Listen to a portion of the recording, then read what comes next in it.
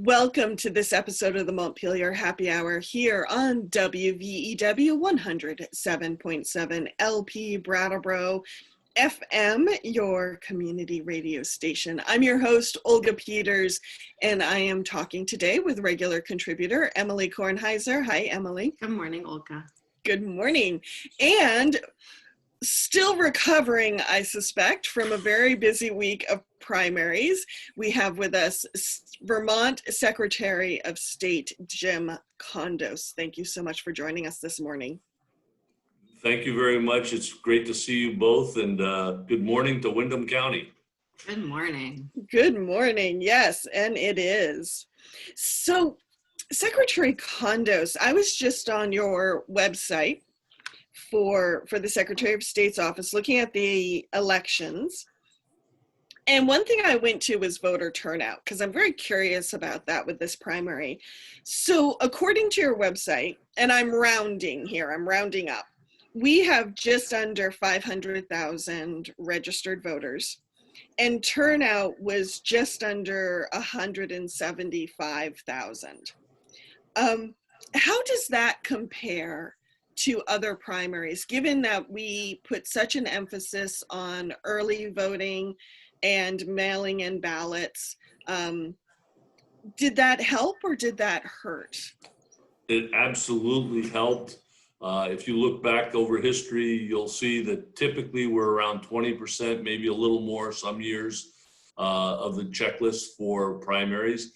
Keep in mind what a primary is. And I know that Representative Kornheiser knows this well, but a primary really is about party domination elections.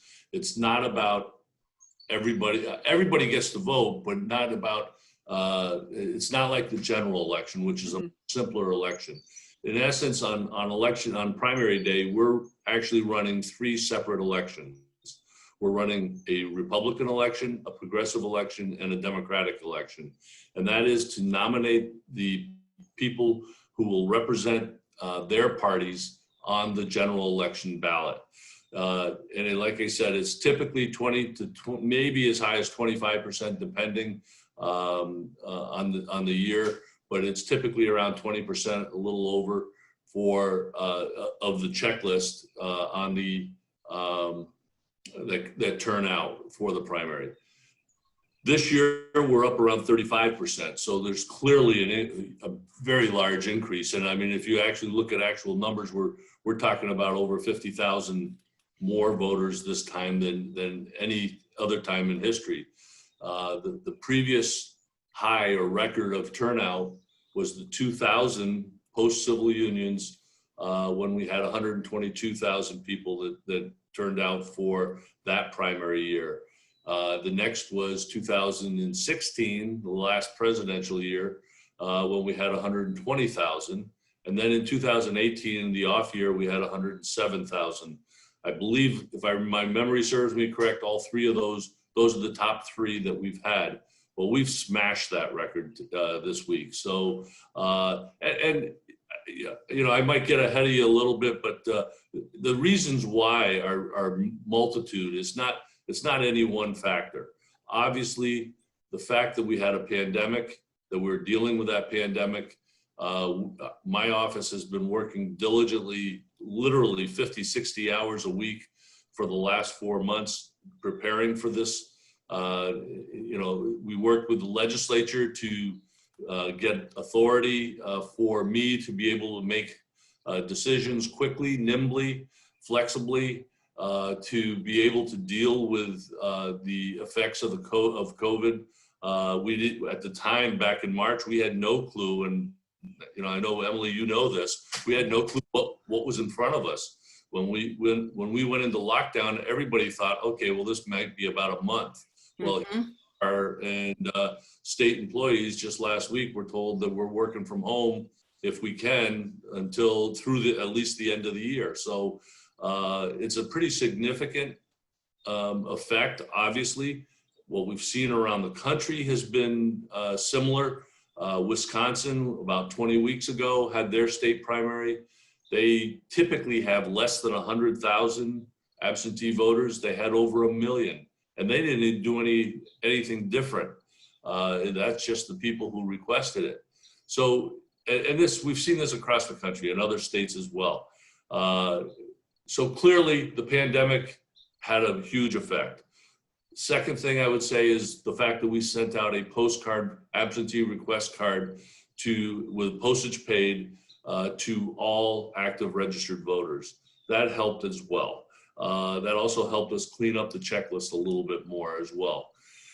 And then of course, and this is the thing that I always remind people that, you know, the races themselves, the contested races, are sometimes the things that drive turnout. And in this particular primary, it's kind of unusual. We had contested races on both Republican and Democratic governor's races, races on both Republican and Democratic lieutenant governor races. We had some very heavily contested races for state senate up in Chittenden County. We had the state auditor's race was a contested race. So we had many contested races that were out there, and clearly that helps to drive turnout as well. Thank you, Secretary. Emily, do you have a question? I want to talk about what this means for the general, but I don't want to get there quite yet. And so picking up on what you said about the contested races, for me, this is primaries, and being in Windham County where we don't often have contested races down here, and we're sort of a Democratic stronghold in a lot of ways. I really think the primaries are such an incredible opportunity for people to talk about the issues. You know, I was talking actually to a family member about, you know, the presidential election, and, you know, people get frustrated with compromise. And the primary is the opportunity when we really get to work through the issues that lead to whatever compromise is on the final ballot, right?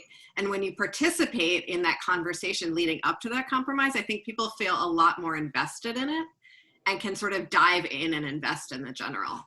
And so, yeah, go ahead. I'm sorry, Emily, I was just going to say, yeah. And keep in mind what we passed a constitutional amendment in 2010 exactly for that purpose, for 17-year-olds to be able to register and vote in primaries if they were going to be 18 by the general election. The feeling was always that those folks should be allowed to have a say in what's going to be on the general election, even though they might not have technically be of age. So, you know, and Vermonters overwhelmingly supported that constitutional amendment. It was 81% to 19%. And it was just another way for us to engage our young adults in this state. And other states are starting to follow. And I just think it's a great thing, but you're absolutely right. And, you know, unfortunately, the word compromise has gotten a bad connotation over the last probably 20, 25 years. It used to be, I mean, I can remember Senator George Aiken meeting, you know, conservative Republican from Vermont, meeting with Senator Mike Mansfield from, I think it's Montana, back in the 60s. They used to meet every Friday morning for breakfast to kind of hash out, okay, what can we do with this bill? Can we find a way to a path forward on this bill? And I think it's important. I don't think, and frankly, I don't see, you know, I know the other side constantly tells us that, you know, we got to watch out for this super majority, but frankly, I think the Democrats in this particular instance have actually been welcoming to other views, to the progressive views, to the Republican views on issues. They may not side with them in the end, but I think they listen, and I think that's a testament to Vermont, but also a testament to the State House. As I always used to say when I was a senator, there's 180 members over in that State House, and all 180 members are there because they're trying to do what's right for their constituents. And we just may have different ways of getting there, but we're all working hard for Vermonters. It really, I don't know if I had that full perspective until I got into the State House, and it really does feel true once you're there. So in the primary, when we have constituents, when we have voters turning out and really participating in the process, then those smaller debates around the issues that then play out in the State House get to be played out in communities. And so I'm curious from you, when we have this incredibly increased turnout, in a lot of ways because it's easier to vote or because we're reminding people to vote, when it comes straight to your house and gets to sit there on your table for, you know, at least for me, enough weeks that the envelope got stuck together from the humidity. How do you think that changes people's process when they are voting? Like the lead up to the vote, the thought process? Well, it's not just the lead up to the vote. I think it's also how the candidates respond. Yeah. I think there's a dual function going on here, but you know, first of all, back to your comment about when we have such a strong turnout, my belief, and I hope that a lot of Vermonters share this, I think they do, my belief is the more people who vote, the stronger our democracy. And I really truly believe that. I do get frustrated when people say, well, I'm not going to vote for this ticket or this person because they don't agree with me on this issue. Mm-hmm. Nobody should be a one issue. We should never have one issue campaigns because there's so much more to it. We're all involved in the different things, as you know, Emily. You know, if you were just there for one reason and one reason only, mm-hmm. you're going to become irrelevant very quickly. Mm-hmm. You have to be knowledgeable. You have to want to learn what the other side is saying and how can we incorporate. And that's why I say compromise is not a bad word. Compromise is actually a good word. Mm-hmm. Compromise is actually how legislation gets passed. Mm-hmm. And when people on both sides dig their heels in, we have what we have in Congress right now, where they can't even talk to each other. They can't be in the same room with each other without yelling and screaming. And it's unfortunate. I think it's really, really unfortunate. And I'd like to say that Vermont can lead the way here. So I think you bring up a good point, Secretary Condos, because around compromise, because we forget that one of the main things our elected officials need to do is build policy. And the process of compromise is what happens when you get a lot of people at the table, ideally, with all their points of view, and then they find their common ground and what's best for the policy and the people at the end. Why? And I'm sorry, Emily, I know you have a question, but it's fine, Olga. Why has compromise gotten a dirty word if one of the things we're trying to do in Vermont is make sure we get as many diverse voices to the table as possible? My personal opinion is people stop listening. And when people stop listening, you start to see the heels getting dug in. And I think this went back to the 90s, frankly. And then again in 2010, and I don't want to get into politics too much here, but you know, in the 90s, it was the contract with America. And then in 2010, it was the Tea Party. And it was the no holds barred, no compromise. We're going to ram through what we want. We saw that at my national association. Some of the folks who were Tea Party secretaries who got elected in that sweep in 2010 tried to ram stuff through. And to be honest with you, it was the veteran Republicans who stopped it.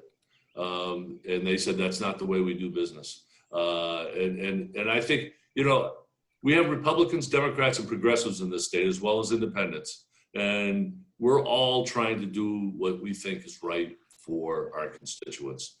We have to find ways to overcome that. That's why, you know, I served 18 years. I think both of you know this, but I served 18 years on a city council. I served 8 years in the state Senate. I chaired 2 committees in the state Senate, education and government operations.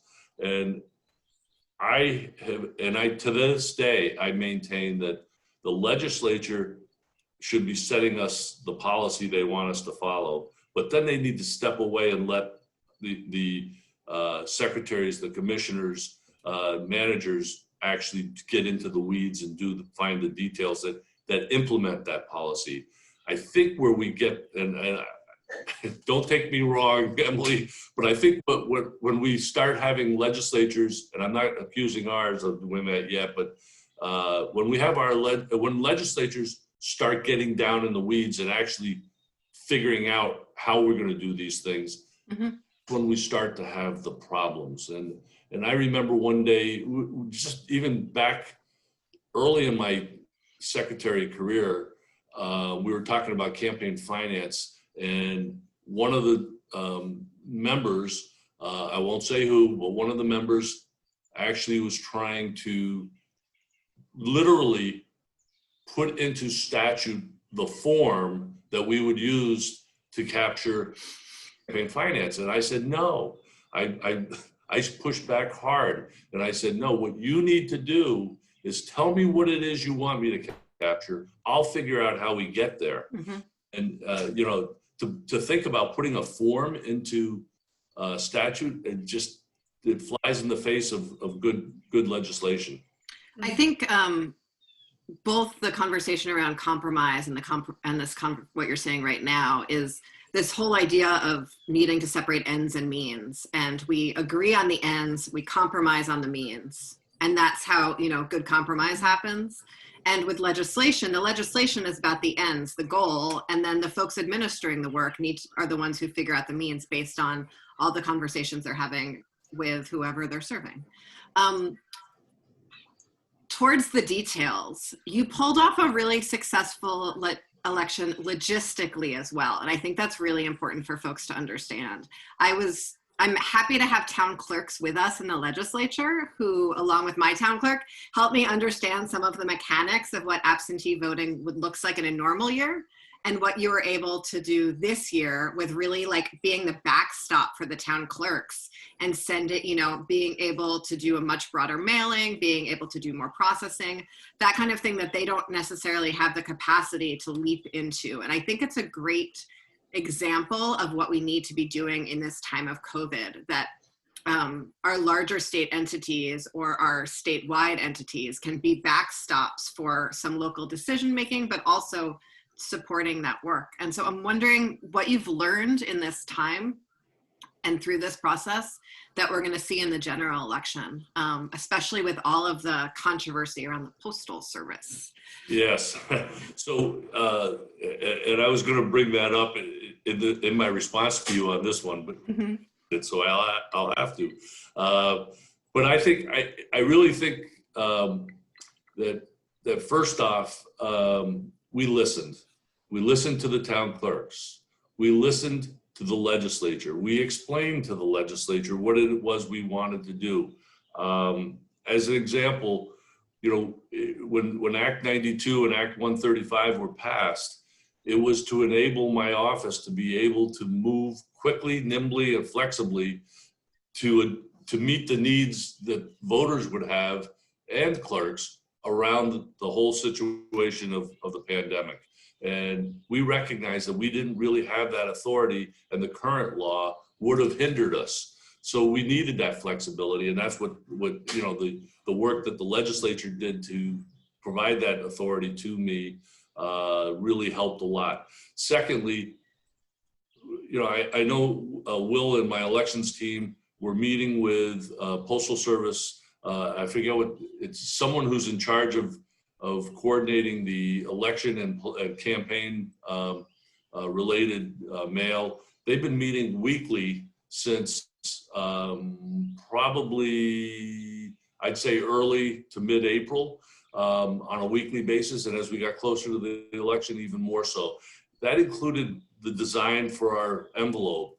When we asked about paying the postage, which is another factor, by the way, that really assisted making it easier for people, was the state paid for that postage, which usually was a cost picked up by the towns.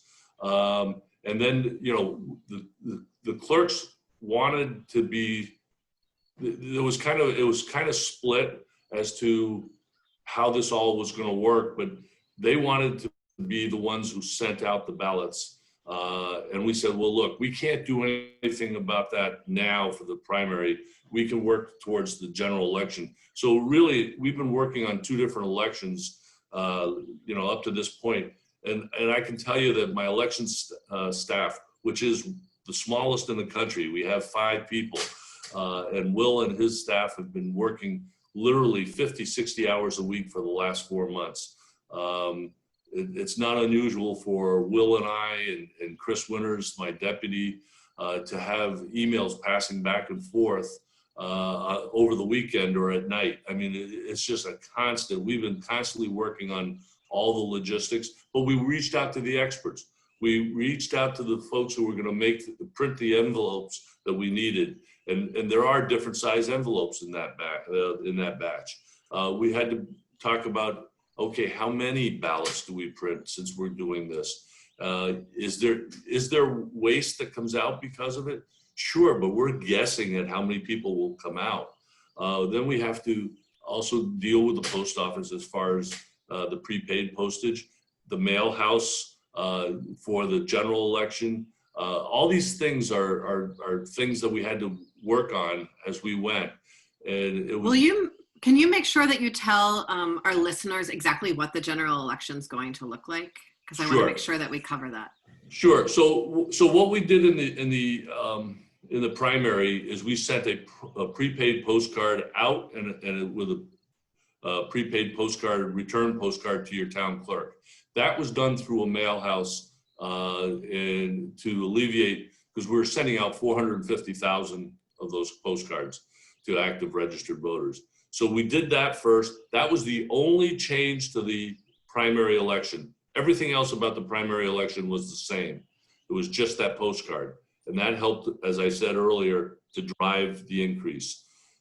For the general election, we're going to do, again, one other thing. And that's it's really just an option for Vermont voters. But we're going to directly mail a ballot to each active registered voter so that they have the ballot in their hand. How they get that ballot back is going to be up to them. They can put it in the mail because it'll be a prepaid postage coming back. They can deliver it to their town clerk's office as they normally would, or walk in with it. They can bring it to the polls or actually go to the polls and vote. There's nothing else that's changing. It's just the one act is we're sending a ballot to every registered voter.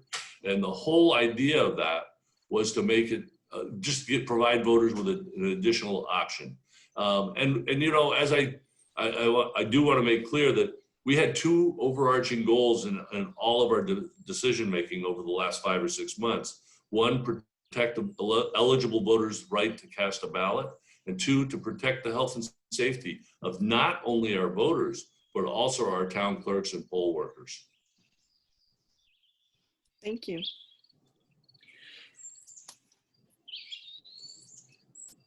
Emily, you had, when we were talking off air, you had a question about the 2 different hats that Secretary Condos wears. Mm-hmm. So I was hoping you could just touch on that, Secretary Condos, because you do have multiple roles within our state.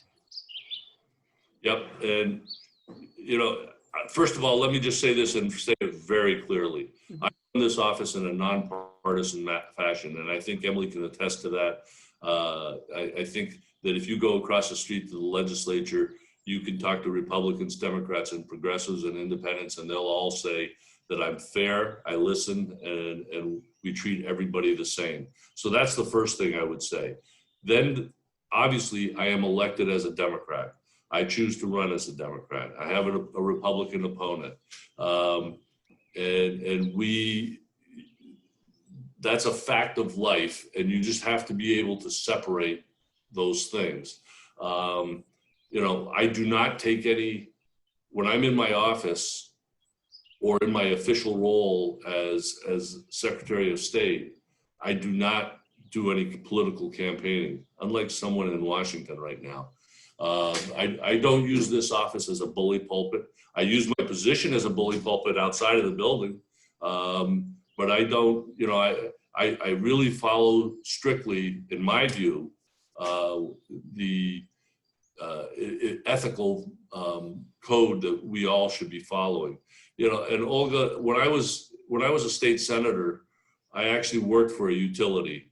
Whenever anything came up that would benefit that utility, even though I was not financially involved as far as what that measure might do, I forget the rule, I think it was Rule 78 or something, and I would announce that under Rule 78, I was not going to act on this bill.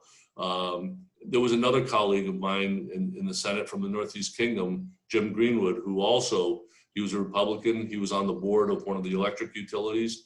And anything that had to do with electrical, he would not vote either. He and I we often would do probably sometimes on the same bill because it might be a general legislation. So, I think everybody has to deal with this on their own as far as conflicts of interest and political aspects. It is a balancing act, and there's no question. You have to really work to do that. And I think it's important that people do remember that as well. We have just about 5 minutes left before we need to go to break. So I want to check in, Emily or Secretary Condos, is there anything we want to kind of wrap up this half hour with? I'm curious, given that we're mailing a ballot to every single registered voter in the state, who is registered in the state and who isn't? So that's a great question, Emily, because we have, first of all, we have about 489 or 490,000 total voters registered in the state out of a population of 625,000, which is, if you can figure the numbers out, it works out just about right. If you take the 0 to 18, mm-hmm. We have a good idea how many people there are. So the first thing is, I think there's been a concerted effort by many in this state to register voters. Secondly, in 2017, we implemented the automatic voter registration, which is really a file upload we get from the Department of Motor Vehicles. When you think about going to Motor Vehicle Department to get your driver's license, you're going there, they ask you to show your proof of citizenship, to show your where you live in Vermont and how old you are. Guess what? That's the same 3 questions we ask for voter registration. So it's an opt-out scenario where people can opt out if they don't want to be registered, and there are people who do not want to be registered. But we get a daily upload from the Department of Motor Vehicle of the previous day's transactions with people updating their, either updating or getting a new driver's license in the state. And then we also know we get the ones that are flagged as opt-out are not sent to us at all, but we match it up against our current voter registration list, and it helps us keep that registration list more up to date. Because believe it or not, people do have a tendency to go to motor vehicles to get their license, their address on their license changed because they moved, but they don't necessarily go to their town clerk to change their voting address. So it does provide another level for us. Those postcards that we used also provides another level. So I think, I don't know if I got the full answer here for you, but we have pretty strong, I know there's a few people out there that we have one individual up in the Chittenden County area who over the last 4 or 5 years has registered over 1,300 voters. He's not ashamed. He unabashedly goes up to people and just say, "Are you registered to vote? I can do it for you right now." And it's, we've taken the approach here in the state of Vermont to make it easier to vote. So my understanding is that folks with past felony convictions, folks who are incarcerated, folks who have non-driver IDs, all are also eligible to vote, and people can register to vote at the polls. And so what I was really struck by when I was knocking on people's doors, I wasn't knocking by voter rolls. I was just going to each door, which I know is not sort of traditional strategy, but was the strange way I decided to run my first election.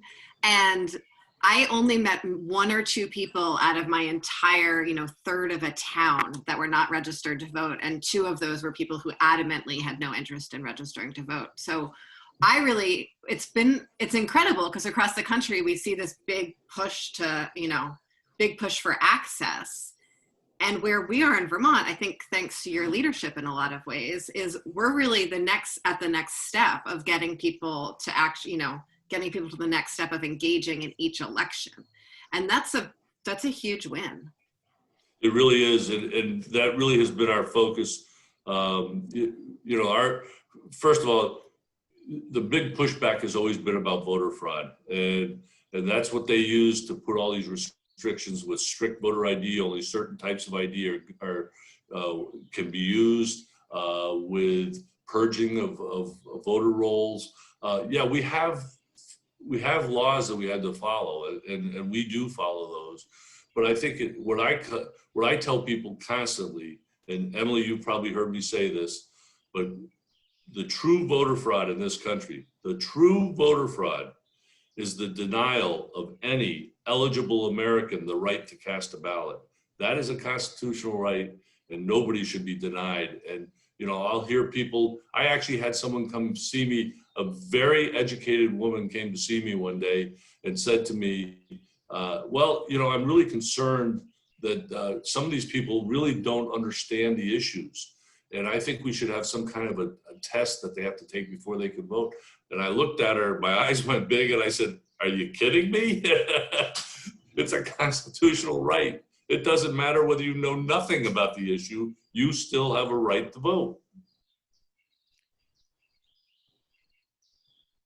Before we wrap up, okay, can I have a final question? Yeah, that I think Brattleboro folks really care deeply about.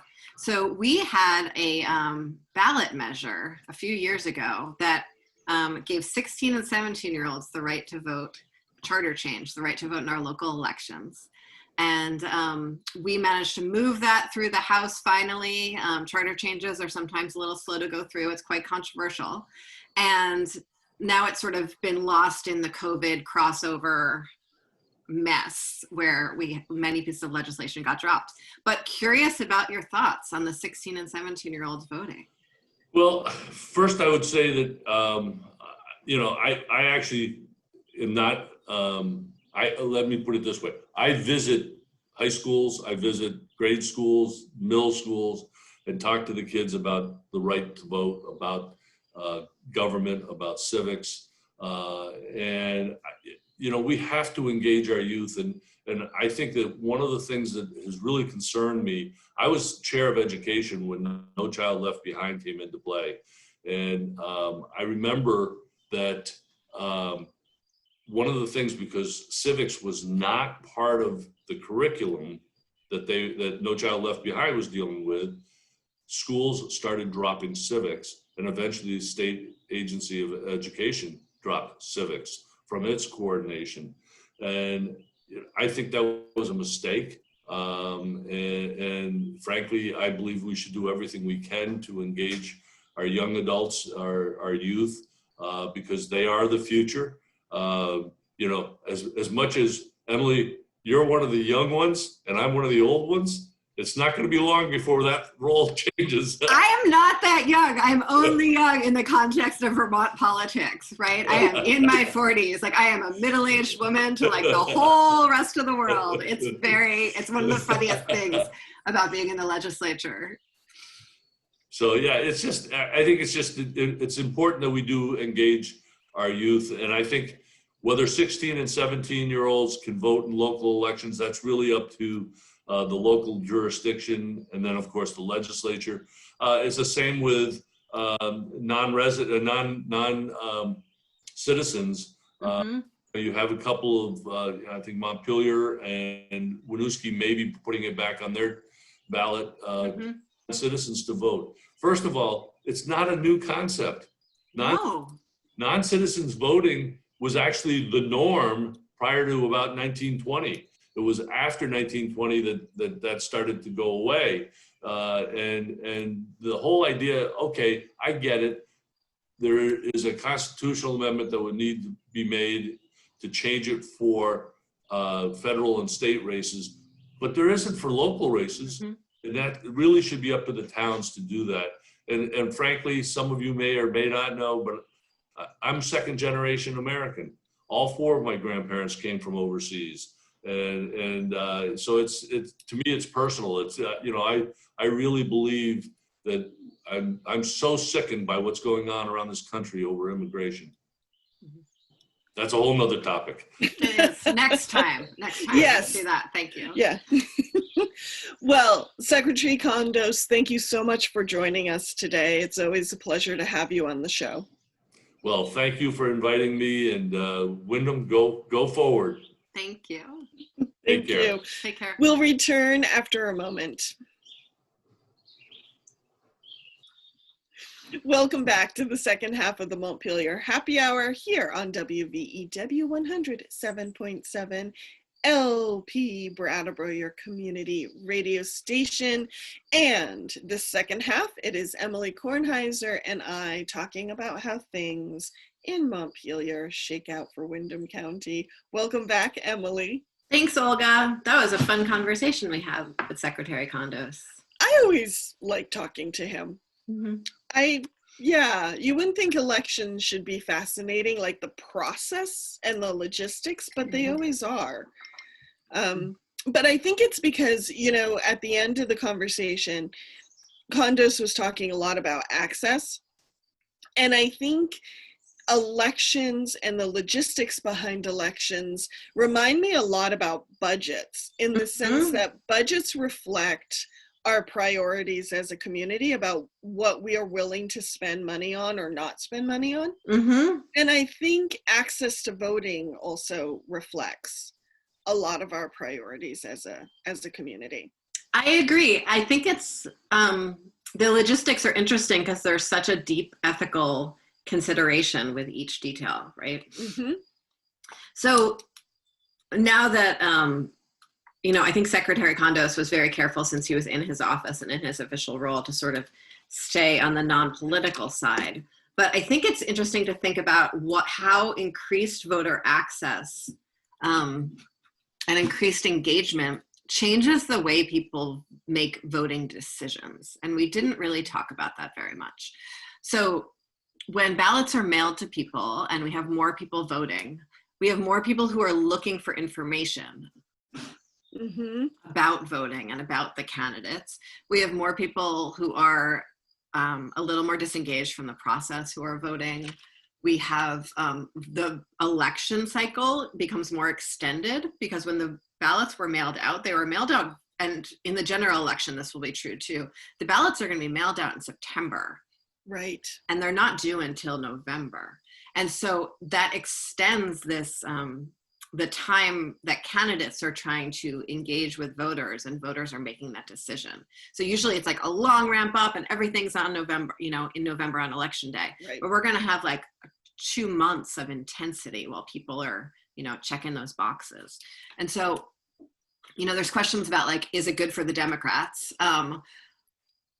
Or is it good for the left? Which is sort of an interesting question. There's in my family, and I think this is like a general Jewish joke, like, is it good for the Jews, which is sort of like, after hundreds of years of having like slight political changes lead to pogroms or, Right. whatever else, like people being kicked out of cities, let back in cities, kicked out of cities, let back in cities. The, like, is it good for the Jews is it's a big cultural question. And so it's funny in the context of this election to be like, well, is it good for the Democrats, and does it matter if it's, the right thing to do? So yeah, those are all the questions I'm sort of sitting with about these changes in elections. Well, what I just found what you said about parties really interesting, because one thing when Condos was talking about his role as a Democrat / Secretary of State, I was thinking about how fascinating it is, because in Vermont, I think people identify with where they sit on the political spectrum, but that doesn't always translate into a party identity. No, it really doesn't. Yeah, we don't have strong party identities, in my opinion. Mhm. Well, in you don't Vermont. even register with a party here, which you do in a lot of other states. Exactly. Yeah. Exactly. You don't even have to register with a party for the primary, which Mhm. you do in most states. And so it gets me thinking, like what you were just saying, is it good for the Democrats? I mean, is it? Do people even think that way? I think people definitely think that way, but I think part of it might be because access to the voting booth or access to the ballot is one of those issues that's become sort of an identity politics politicized issue that, from my perspective, is absurd that it's become one of those issues. You know, like masks are another one. Like, really? Masks are going to be about identity politics and not about public health? And voting is another one of those. And I'm like, I wish we didn't have to politicize this issue, you know? I wish some of us weren't defending this and others of us weren't attacking this. And so the states that have really dynamic voter access tend to be states with that vote further left. And so it's hard to figure out the correlation causation. Right. But generally, people say that if more people turn out in an election, it tends to go better for, go more towards Democrats. But in Vermont, where people tend to bullet vote, tend to split their ticket, meaning they vote for a Republican in one spot on the ticket and a Democrat in another spot on the ticket, and a progressive in another spot on the ticket. You know, every once in a while, I throw in a Liberty Union vote. Why not? And so, Jerry Levy is person very, you know, who I really believe in. So I think I wonder if that, you know, plays out the same way in Vermont because of the way people split their ticket, and if Vermonters will continue to split their ticket as the national landscape becomes even more polarized. Good question. Good question. Well, I think you raised such a good point about how Vermonters vote, because I think we often split the ticket because we tend to identify more with candidates than we do with party. And you're right. I certainly will vote across party lines from time to time. Not so much on the state level, but definitely on the local level. You know. So I'm really, when we say we care more about candidates, and I'm thinking about the conversation we had last week about women's suffrage. And I listened to a few of those other interviews that you did with female politicians in the area about women's suffrage. Or female office holders. Female as well. office holders. Yeah. What's the difference between an office holder and a politician? When you said politician, because we're in the middle of election, that made me go to candidates. And we're not just talking to candidates, we're talking to people who are already sitting in a position of power. Thank you. You're welcome. So anyway, thank you for clarifying. Absolutely. So when people vote for when Vermonters are more interested in the person than the party, does that mean that they're more interested in the policies that that person happens to be holding on to? I don't think so. It's, you know, it's a big tent. I certainly have very different, you know, values and policies I'm putting forward than, you know, some of my colleagues around the state, or even my colleagues within the county. But you're shaking your head no. Our radio listeners can't see you're shaking, but that was a weary shake no. If I think I know where you were going, I would personally love it if everyone cared about the policies and what kind of leadership they were voting in, and whether someone was good at building policy. I think, however, when I said people tend to care more about the candidates, I get the impression, and this is just my impression, that it's personality driven. I think last week or on another conversation, you mentioned that someone said, oh yeah, I'd like to have a beer with so-and-so. Mm-hmm.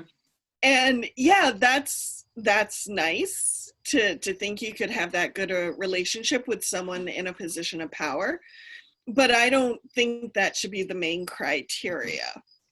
Well, what should be the main criteria? The main criteria is, for me anyways, does this person's goals align with the values that I hold?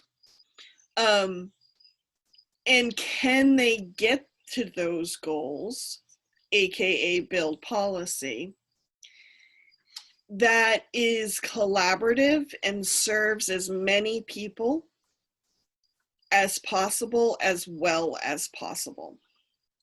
It's, I really appreciate that you said that. So it's, do their goals and values align with mine, but also can they get to those goals? It's been interesting for me, just finishing up my second year, my first biennium, if it actually this biennium ever finishes up. But, last election cycle, I was the newbie with the fresh voice and the fresh face and the fresh ideas. And I could say, I could fight for justice, and nuance did not need to be as available because I wasn't aware of how, in some ways, how incredibly difficult it is to get anything done in the legislature, or what competing interests really feel like in my body when I'm trying to move something forward. Not my competing interests, but the competing interests of my colleagues. But actually sometimes my own competing interests. So it's really interesting to see how new candidates can be so clear on like, these are the problems we have and I'm gonna go solve them. Whereas, after a few years, and I think the longer you're in there, the harder it is to say, these are the problems and I'm gonna go solve them, rather than these are the problems. Here are some possible solutions that I see, and here are the challenges with those solutions, and here's what I'm going to need from you to get it done. And that's like so much less exciting. Yeah.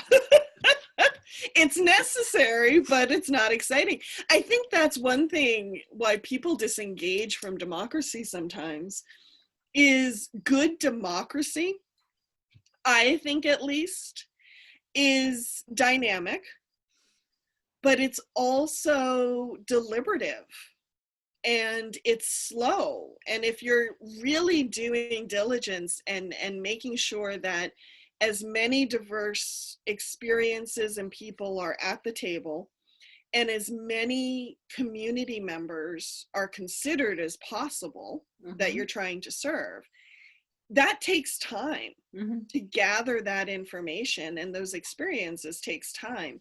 And I think so often what we want as communities is we want that 2-minute Hollywood montage where it's all, yay, fight against the power, and yay, we won. What's the music that plays in the background of the montage? Oh, well, it's got to be something like Rocky's, with the steps, Eye of the Tiger, or yeah. Okay. Yeah. Real like 80s ballad power music. It's not Beyonce. So it should be Beyonce, but it never is. Never is. Never is. Maybe when more women make movies. So that, what I think is interesting about that we sort of crave that clarity and that excitement as voters. But what I heard from so many people when I was knocking on doors 2 years ago, no knocking on doors this year. Thank you, COVID, for ruining my summer and everyone else's. Yes. So many people were like, politicians have been making promises to me my whole life and my life hasn't changed at all. So like, why should I bother caring? Why should I vote?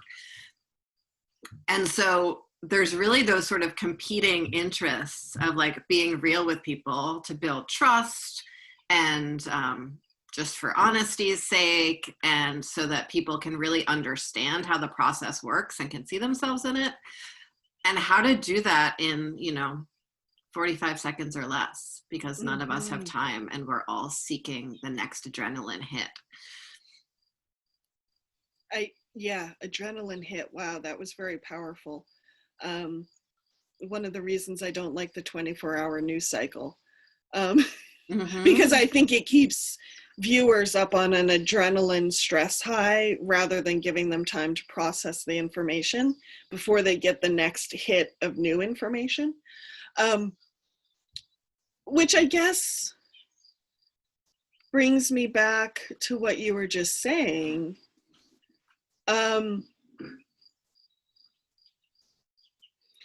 It makes me think that we need to change how we communicate policy. You know, we so often talk about the nuts and bolts of it when maybe we should be talking a little bit more about the intent behind it and the goals. Like maybe we don't do that well enough when we're, and when I say we, I'm talking folks who work in the media and whose job it is to communicate these things, but also the legislators when they talk about these things. And I don't want to be a broken record, but I think it again gets to the ends and the means, and how we spend so much time talking about the ends and arguing about the ends and like diving in and nosing our way around the ends and really forget about, with the means, and like really forget about the ends and why any of us are showing up for this. So if every voter is going to get a ballot in their mailbox, and all of our lives are, you know, chaos and fairly filled with stress and adrenaline. And as my friend Carrie Storm said, we are just a small whisper in the storm of someone's life. She was talking about something completely different, but it is one of my favorite metaphors forever about everything. What is it going to look like to really... one, what does it look like in the time of COVID to have this be an engaged election cycle? And then even more so, if we're going to continue doing this, which I certainly hope we do, and I know a lot of people hope we do, I really think it means that we can't just save the politicking for an election year, but in fact, it needs to be an all year round conversation. Well, isn't that what, oh my gosh, I forgot her name. One of our early guests who writes about Vermont. Meg Mott? No. Oh, with the democracy. Yes. What was her name? We're terrible. So sorry. She's so awesome. And I'm completely like, but to that point, she co-wrote Slow Democracy, for folks who are wondering. You know, she says that town meeting needs to be more than just one day a year. That the community needs to be engaging around town issues long before they show up. Susan Clark. Oh, thank you. Thank you for Googling that while I was talking. Susan Clark. We appreciate you, Susan. And I do recommend you check out her book, Slow Democracy, if you haven't. But it's that same concept that you can't just show up one day in March and expect to have a deep understanding of what why the town budget looks the way it does. You know? No, and we can't just show up in November and think that we're going to have elected officials who represent our thoughts if we don't take the time, if elected officials don't take the time to engage with citizens about their thoughts, and if citizens don't have the time to engage with elected officials. So we need to fix the economy so everyone has time, and we need to fix our communication and resources. And so we're going to do that tomorrow. Yeah. And in the meantime, what else do we like? What did we learn about this primary cycle? Like, what did we learn? Tuesday. Today's what? Today's Friday. The election was on Tuesday.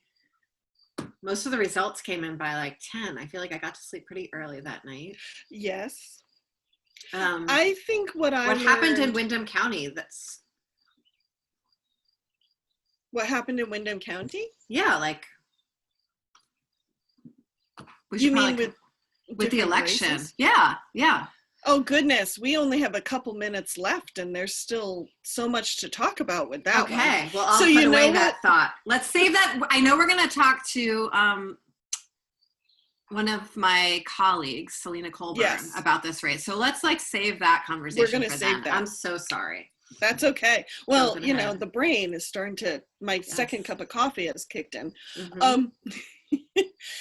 I think what I learned two things with this primary.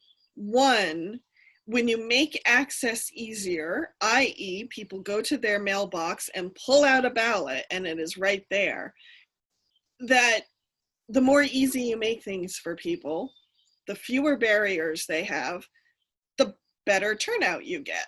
Mhm. So that's kind of like a no-brainer.